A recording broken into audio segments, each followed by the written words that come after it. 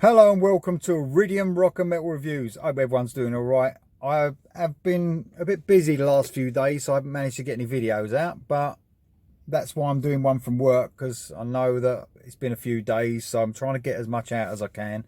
So I'm going to carry on with the ranking the songs from the year. So my top songs from the year. So we're up to 2013, so it's closing quickly. And I've got 7 great songs to talk about off of 7 great albums. So 2013, it was a good year. And plenty of different stuff to talk about, really. So that's a good thing. So, from my car, terrible rainy day in lovely Cornwall. But, you know, that doesn't stop me from doing the video, which is a good thing. So, cheers, obviously, on my tea break. No slurping allowed. Hold on. Make lots of noise while I'm slurping. I really apologise if I'm making noise. I hate it. So, right, okay. From number 7 to number 1. Number 7 being my least favourite of my favourite tracks from that year. So they're all good tracks. So number 7, Stone Sour and Peckinpah off the House of Golden Bones Part 2. So anyone who doesn't know Stone Sour, I'm sure you are if you're an heavy metal fan. Corey Taylor from Slipknot, lead singer. This is his other band. He's a lot better band in my opinion. This is the band that are a lot more melodic, a lot less extreme vocals, a lot more listenable, a lot more catchy, my sort of stuff really. So the House of Golden Bones parts 1 and 2 were Stone Sour's best albums in my opinion. 2 of the best albums of them years. They're absolutely brilliant. And Peckinpah is just the sort of typical song that came off of both these albums. It's got heaviness, it's got melody, it's catchy, an absolutely brilliant song. That's my number 7 from the brilliant Stone Sour. My number 6, an underrated, often had a go at band, Avengers Sevenfold. And I've chosen Shepherd of Fire from How to the King album. So this album took a bit of stick as well. This album in general wears its heart on its sleeve. It wears its influences on its sleeve. And in this song in particular, you can really hear Metallica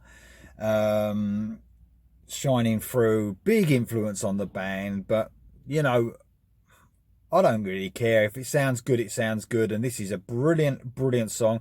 Starts off with an excellent bell chiming and then into some real heaviness. Some great riffing from these guys. So underrated, this band. So, for some reason, ignored by people. People don't like them.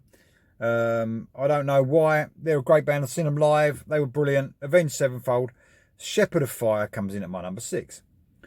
My number 5. A band called Wet and a song called Learn to Live Again from the Rise Up album. So, for case anyone missed it, the other day I interviewed Eric Martinson of Wet, of Eclipse, of Ammunition, singer, songwriter, genius. And this song, Learn to Live Again, is a great song by the second album by Wet.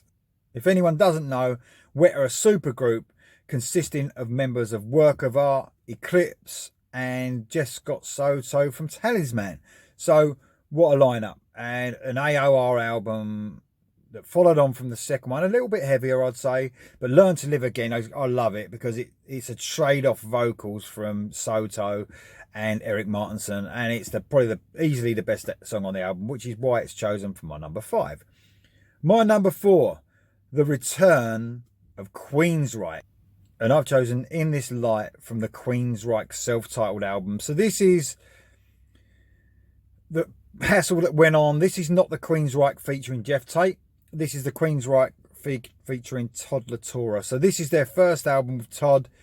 And it is them finding their feet, but it's still a great album. This really reminds me of the Warning album. You know, really does. And that was sort of finding their feet as such as well before they really hit their stride back then in the 80s. And this is the same sort of thing. Very melodic In This Light.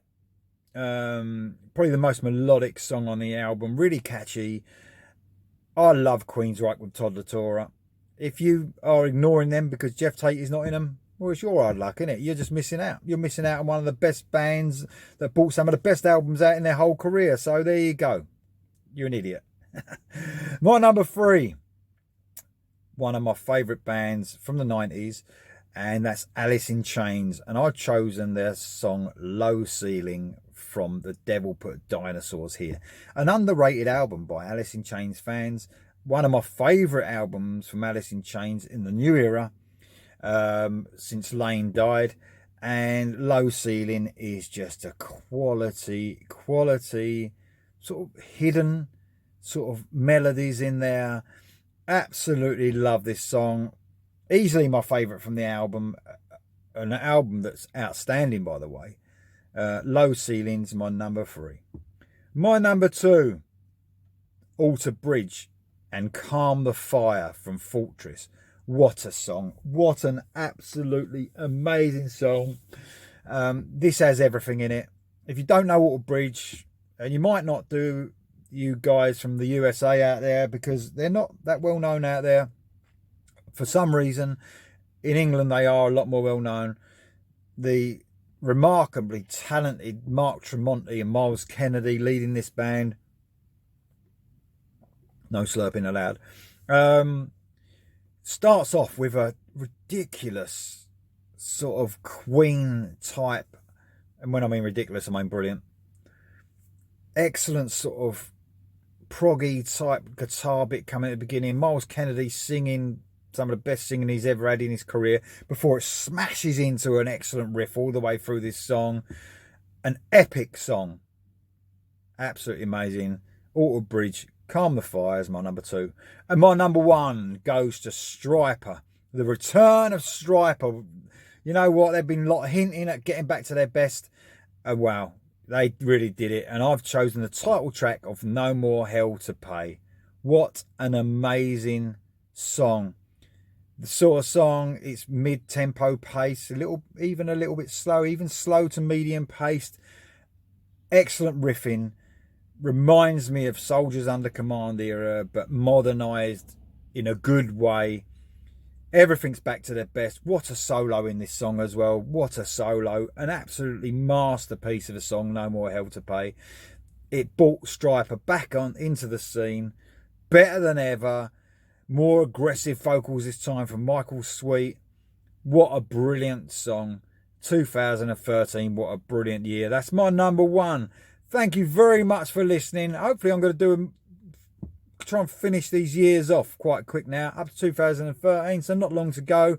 Hope you enjoyed listening. Please press the red button if you want to subscribe, bottom right hand corner. Thank you very much.